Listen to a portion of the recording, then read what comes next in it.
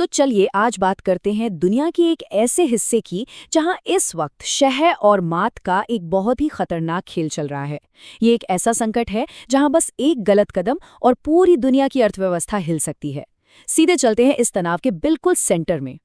कहानी की शुरुआत होती है अमेरिकी रक्षा मंत्रालय के इस बयान से, बिल्कुल सीधा और सख्त।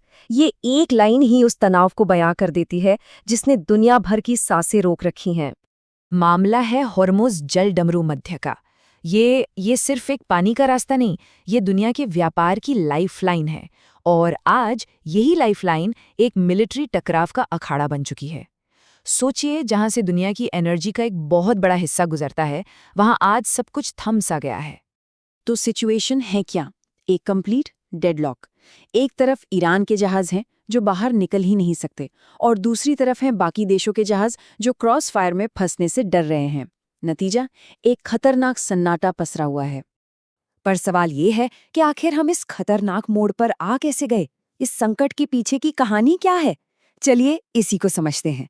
तो हुआ ये कि ईरान जो आर्थिक दबाव झेल रहा था, उसने एक बहुत ही कह सकते हैं साहसिक दाव खेला। उसने इस जलमार्ग को एक तरह से अपने पर्सनल टोल बूथ में बदल दिया और ग्लोबल ट्रेड के सारे नियम ताक पर रख दिए। देखिए, ईरान की स्ट्रैटेजी 4 स्टेप्स में थी। पहला, हॉर्मुज़ पर पूरा कंट्रोल कर लो। दूसरा, वहां से गुजरने वाले हर जहाज से एक टोल वसूल करो। तीसरा, और ये सबसे स्मार्ट मूव था, पेमेंट डॉलर में नहीं बल्कि चीनी युआन या फिर ऐसी क्रिप्टो करेंसी में लो जिसे ट्रैक करना मुश्किल हो। और चौथा, अपना 90% तेल सीधे चीन को बेचो। मतलब अमेरिकी प्रतिबंधों को बाईपास करने का ये एक मास्टर प्लान था। और पता है, ये रणनीति काम कर गई, और कितनी जबरदस्त काम की, ये आंकड़ा देखिए। ईरान इस टोल बूथ से हर रोज, जी हां, हर रोज करीब 139 मिलियन डॉलर कमा रहा था। ये दिखाता है कि उन्होंने बड़ी चालाकी से अपनी इकोनॉमी को बचा लिया था। तो अब बारी थी अमेरिका की। ईरान के इस मूव का जवाब अमेरिका ने एक जबरदस्त मिलिट्री एक्शन से दिया। इसे नाम दिया गया मैक्सिमम प्रेशर, यानी अधिकतम दबाव की रणनीति। और ये मैक्सिमम प्रेशर सिर्फ कहने की बात नहीं थी। जरा इस तैनाती पर नजर डालिए। 10,000 से ज्यादा सैनिक, 100 से ज्यादा फाइटर जेट्स, दर्जनों जंगी जहाज। अमेरिका ने ईरान के बड़े बड़े पोर्ट्स की पूरी तरह से नाकाबंदी कर दी। ये ताकत का खुला प्रदर्शन था। तो इस पूरी मैक्सिमम प्रेशर स्ट्रैटेजी का मकसद बिल्कुल साफ था। ईरान की कमाई के सारे रास्ते बंद कर दो और उन्हें मजबूर करो कि वो बातचीत की टेबल पर आएं। और अब समय भी खत्म हो रहा है। ईरान को तेल बेचने के लिए जो 30 दिन की छूट मिली थी, वो खत्म होने वाली है, और अमेरिका ने साफ कर दिया है कि इसे आगे नहीं बढ़ाया जाएगा। मतलब शिकंजा और कसने वाला है। अब आते हैं इसके ग्लोबल असर पर, क्योंकि ये लड़ाई सिर्फ अमेरिका और ईरान के बीच नहीं है। जब हॉर्मुज़ जैसा अहम रास्ता बंद होता है तो इसकी कीमत पूरी दुनिया को चुकानी पड़ती है। सबसे पहला असर तो तेल की कीमतों पर पड़ेगा। एक्सपर्ट्स का मानना है कि तेल की कीमतें $100 प्रति बैरल से बढ़कर सीधे $170 तक जा सकती हैं।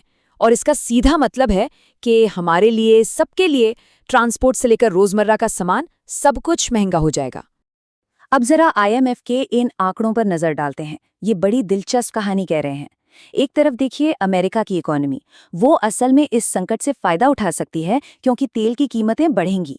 लेकिन दूसरी तरफ है चीन, भारत और यूरोप, जो इंपोर्टेड तेल पर बहुत ज्यादा निर्भर हैं। उनकी ग्रोथ धीमी पड़ने वाली है।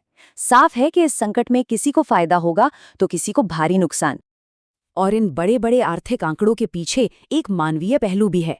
इस संकट की वजह से दुनिया भर में लगभग 3.2 करोड़ लोग गरीबी की खाई में धकेले जा सकते हैं। ये दिखाता है कि कैसे दो देशों के बीच का तनाव आम इंसान की जिंदगी पर असर डालता है। तो कुल मिलाकर हम एक ऐसी सिचुएशन में हैं जहां पूरी दुनिया एक कगार पर खड़ी है।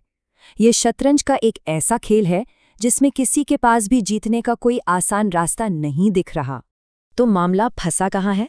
यहाँ दोनों ही पक्ष अपनी अपनी जिद पर अड़े हैं।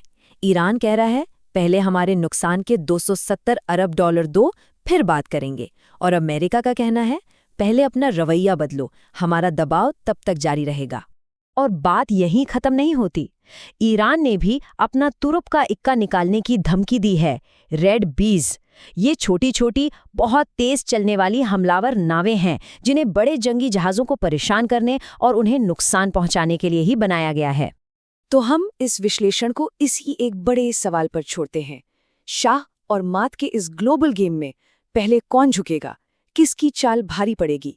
इसका जो भी जवाब होगा वही दुनिया का आने वाला कल तय करेगा।